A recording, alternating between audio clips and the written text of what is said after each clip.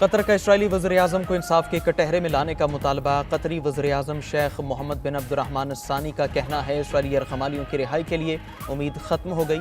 جنگ بندی مذاکرات میں اپنی شرکت کا ازسر نو جائزہ لے رہے ہیں۔ دوحہ پر اسرائیلی حملہ ریاستی دہشت گردی ہے۔ نیتن یاہو مشرق وسطی کو انتشار کی طرف دھکیل رہا ہے۔ دوحہ پر حملے کا جواب علاقائی شراکت داروں سے مشورے کے بعد دیں گے۔ دوسری طرف قطر نے اسرائیلی حملے کے بعد اسلامی ممالک کا ہنگامی اجلاس طلب کر لیا۔ ہنگامی اجلاس اگلے اتوار اور پیر کو دوحہ میں ہوگا۔ قطر پر اسرائیلی حملوں پر سلامتی کونسل کا ہنگامی اجلاس آج ہوگا۔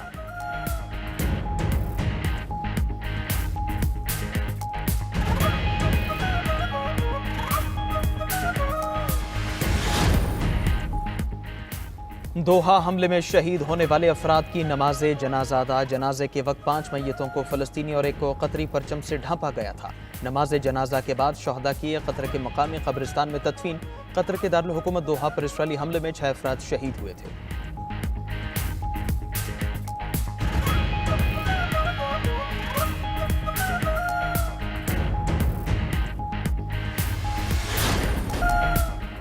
جلال پور پیر بالا اور نواحی علاقے شدید سیلاب کی لپیٹ میں۔ شہر اور دیہاتی علاقوں کو ہر طرف سے سیلاب نے گھیر لیا۔ سیلابی پانی کی الغار سے متعدد دیہات زیر آب۔ فصلیں تباہ، بستی لانگ، بستی کنہوں اور بہادر پور میں پانی داخل۔ دکانیں اور مارکیٹیں بدستور بند۔ لوگوں کا انخلا جاری۔ شہر کو بچانے کے لیے اور شریف روڈ پر شگاف ڈال دیا گیا۔ سیلابی پانی نے اولڈ بہاڑی پل کے راستے اپنا رخ تبدیل کر لیا۔ جلال پور پیر بالا میں سیلاب متاثرین کی کشتیاں الٹنے کے واقعات۔ ایک کشتی میں سوار 28 افراد ڈوب گئے، 19 کو بچا لیا گیا۔ 9 لاپتہ افراد میں سے بچے سمیت 6 افراد کی لاشیں مل گئیں۔ 3 افراد تاحال لاپتہ۔ متاثرین کی کشتی ڈوبنے کا واقعہ گزشتہ رات پیش آیا تھا۔ اوت شریف کے علاقے باقری میں بھی کشتی سیلابی پانی میں الٹ گئی۔ ریسکیو نے کشتی پر سوار 4 افراد کو بچا لیا۔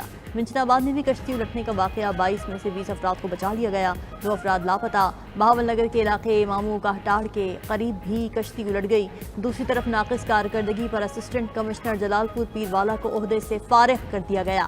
دریا ستلج میں بہاول نگر کے مقام پر پانی کا تیز بہاؤ اور کٹاؤ جاری۔ بہاول نگر میں اب تک 100 سے زیادہ عارضی حفاظتی بند ٹوٹ چکے ہیں۔ چشتیہ میں ایک اور حفاظتی بند ٹوٹ گیا۔ 40 کے قریب موضع جات پانی کی لپیٹ میں، سینکڑوں ایکڑ اراضی زیر آب۔ ایمپریس برج پر پانی کی سطح بلند۔ بہاول پور کے لیے اگلے 48 گھنٹے حساس قرار۔ سیلاب متاثرین نے 92 نیوز کو اپنے دکھوں سے آگاہ کر دیا۔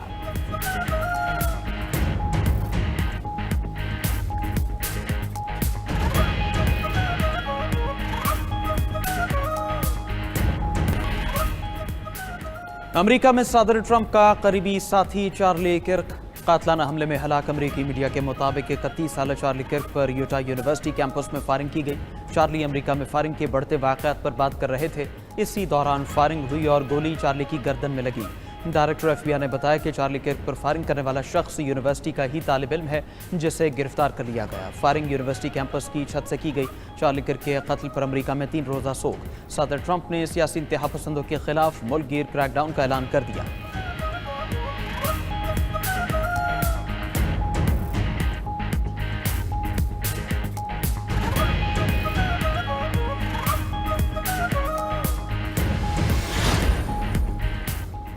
اسرائیل کا جنگی جنون عروج پر پہنچ گیا۔ صہیونی فوج کے 72 گھنٹوں میں 6 ممالک پر حملے۔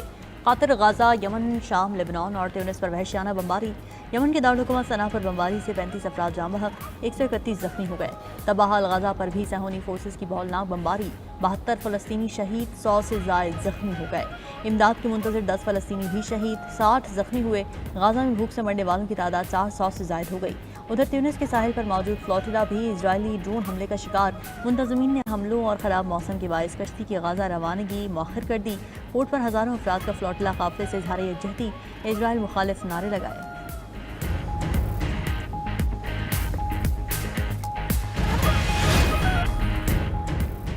تائیوان نے چین کا مقابلہ کرنے کے لیے بھاری فنڈز منظور کر لیے۔ 18 ارب ڈالر کے پیکج میں 15 ارب دفاعی اخراجات کے لیے مختص۔ فنڈ سے نئے پیٹرول بحری جہاز اور ڈرونز خریدے جائیں گے۔ تائیوانی وزیر دفاع کا کہنا ہے فنڈ سے جنگی تیاری اور ریزرو فورس مضبوط ہوگی۔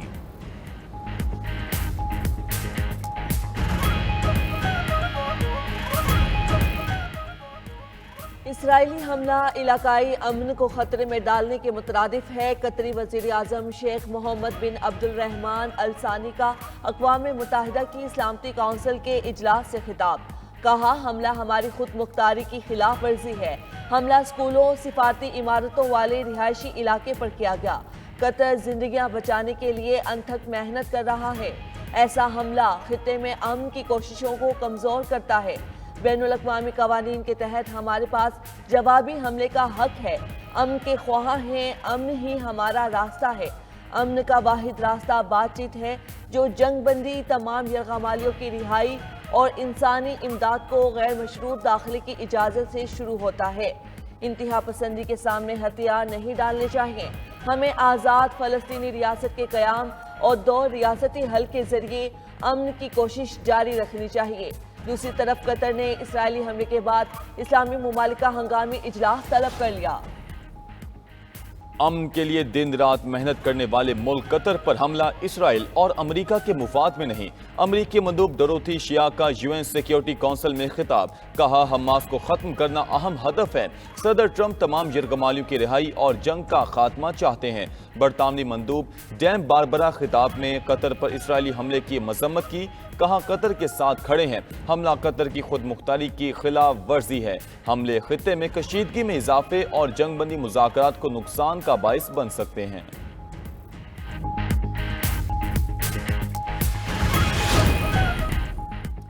چارلی کرک کے قاتل کو جلد گرفتار کر لیں گے، امریکی صدر ٹرمپ کا اعلان۔ برازیل کے سابق صدر بولسونارو کو سزا مایوس کن ہے۔ پولینڈ کی حدود میں ڈرون داخل ہونا غلطی ہو سکتا ہے۔ روسی ڈرون صورتحال سے خوش نہیں ہیں۔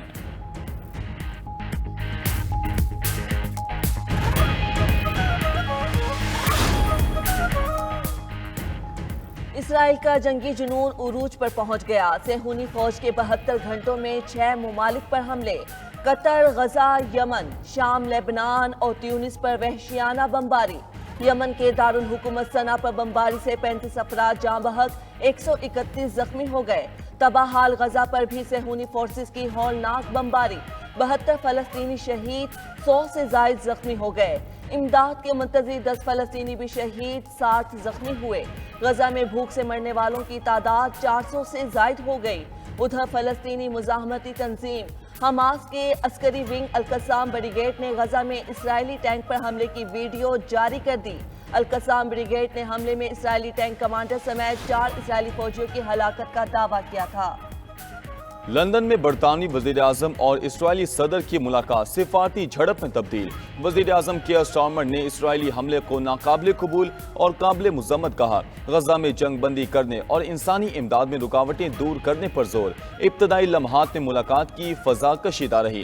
ہاتھ ملاتے وقت دونوں رہنماؤں کے چہروں پر مسکراہٹ غائب تھی۔ لندن میں اسرائیلی صدر کے دورے کے دوران شدید احتجاج بھی کیا گیا۔ غزہ میں مظالم پر انسانی حقوق کی تنظیموں کو اسرائیلی صدر کی گرفتاری کا مطالبہ۔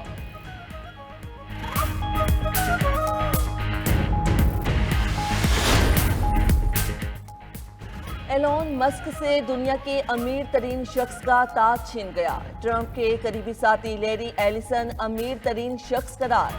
بلوم برگ کی نئی رینکنگ کے مطابق 81 سالہ لیری ایلیسن کی دولت 393 ارب ڈالر تک پہنچ گئی۔ لیری ایلیسن اوریکل کے شریک بانی ہیں۔